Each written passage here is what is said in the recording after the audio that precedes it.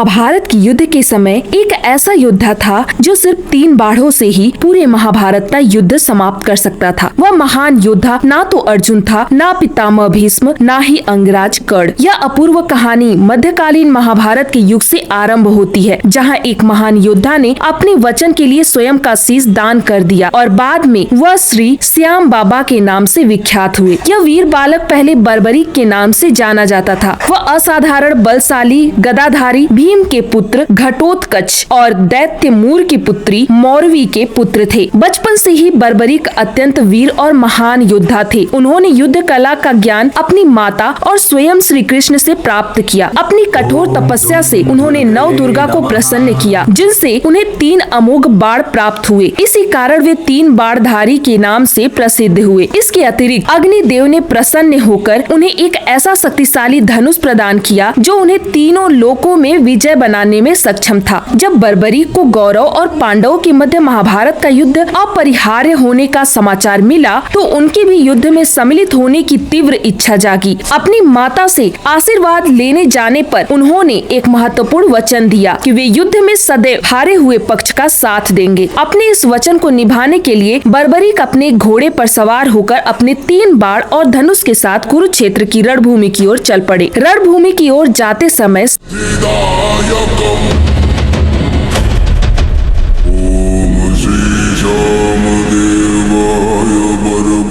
सर्वव्यापी श्री कृष्ण ने ब्राह्मण वेश धारण कर बर्बरीक के बारे में जानने के लिए उन्हें रोका और यह जानकर उनकी हंसी उड़ाई कि वह मात्र 3 बाण से ही युद्ध में सम्मिलित होने आया है। ऐसा सुनकर बर्बरीक ने उत्तर दिया कि मात्र 1 बाण शत्रु सेना को परास्त करने के लिए पर्याप्त है और ऐसा करने के बाद बाण वापस तोनीर में ही आएगा। यदि तीनों बाणों को प्रयोग में लिया गया हो तो पूरे ब्रह्मांड का विनाश हो जाएगा। यह जानकर भगवान कृष्ण ने उन्हें चुनौती दी कि इस वृक्ष के सभी पत्तों को वैध कर दिखलाओ। वे दोनों पीपल के वृक्ष के नीचे खड़े। बर्बरीक ने चुनौती स्वीकार की और अपने तूणनीर से एक बाण निकाला और ईश्वर को स्मरण कर बाण पेड़ के पत्तों की ओर चलाया। बाण ने क्षण भर में पेड़ के सभी पत्तों को वेद दिया और श्री कृष्ण के पैर के इर्द गिर्द चक्कर लगाने लगा, क्योंकि एक पत्ता उन्होंने अपने पैर के नीचे छुपा लिया था। बर्बरीक ने कहा कि आप अपने पैर को हटा लीजिए, अन्यथा यह बाण आपके पैर को भी वेद देगा। तब ब्राह्मण रूपी श्री कृष्ण ने बर्बरीक से दान की अभिलाषा व्यक्त की। वीर बर्बरीक ने तत्काल उन्हें वचन दिया और दान मांगने को कहा। ब्राह्मण ने उनसे उनके शीश का दान मांगा। बर्बरीक क्षण भर के लिए अचंभित हुए, पर वह अपने वचन से अडिग नहीं हो सकते थे। उन्होंने कहा कि एक साधारण ब्राह्मण इस प्रकार का दान नहीं मांग सकता। अंततः उन्होंने ब्राह्मण से अपने वास्तविक स्वरूप को प्रकट करने की प्रार्थना की। ब्राह्मण रूपी श्री कृष्ण अपने रूप में आ गए।